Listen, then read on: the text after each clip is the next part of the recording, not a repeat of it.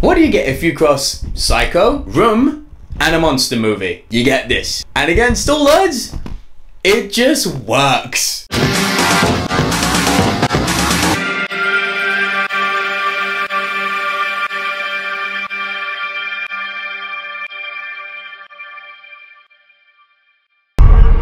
What happened to your arm? Were you trying to escape? I was trying to get in. What was that? Quiet. How do you know that this is real?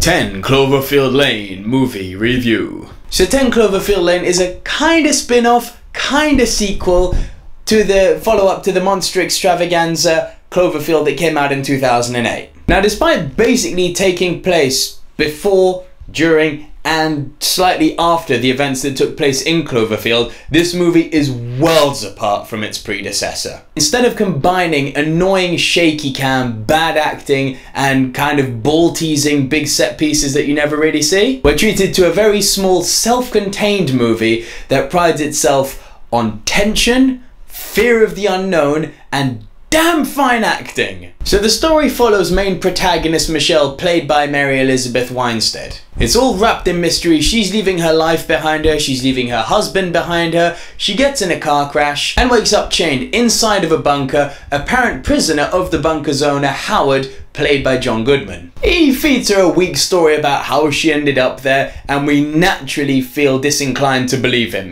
We're literally forced into like, yeah, whatever mate, you're just talking crap here. One thing is for sure, Howard is clearly not all there and is really unhinged. But then weirdly, bit by bit, some of the things he's saying turn out to be true, and it creates this real sense of doubt amongst the audience. And the movie really fucks with you in that sense. Howard's clearly a psycho, but we're lured into this uneasy on-again, off-again trusting of him. And this is due in no small part to the brilliant performance of John Goodman. The guy just blurs the lines perfectly between someone who's been traumatized and someone who's a complete freaking wacko.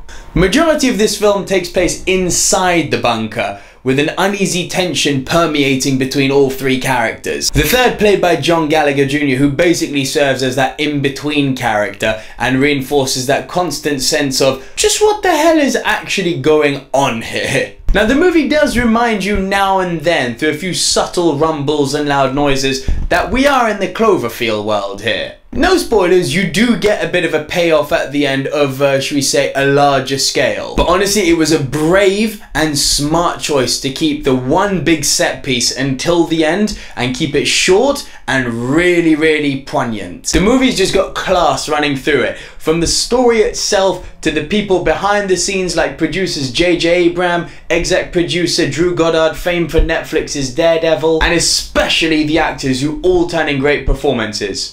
10 out of 10 if you can spot Bradley Cooper. I promise you, he is there. In conclusion, despite being low on action, you aren't gonna get bored in this movie. All the characters are actually really engaging, and you can cut the tension with a knife. And I'll say again, John Goodman's turn as a psycho is both unnerving and electrifying. He gets really nasty at one point actually, going pretty much full on Heisenberg. Watch it and you'll see what I'm talking about. Is it worth seeing? Most definitely.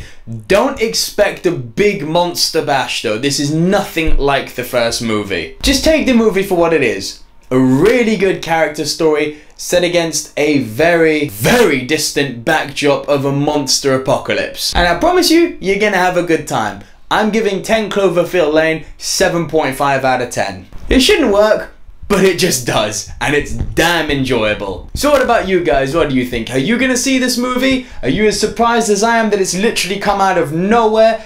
What did you think of it if you have seen it? Share your thoughts and comments below, and until next time, see ya!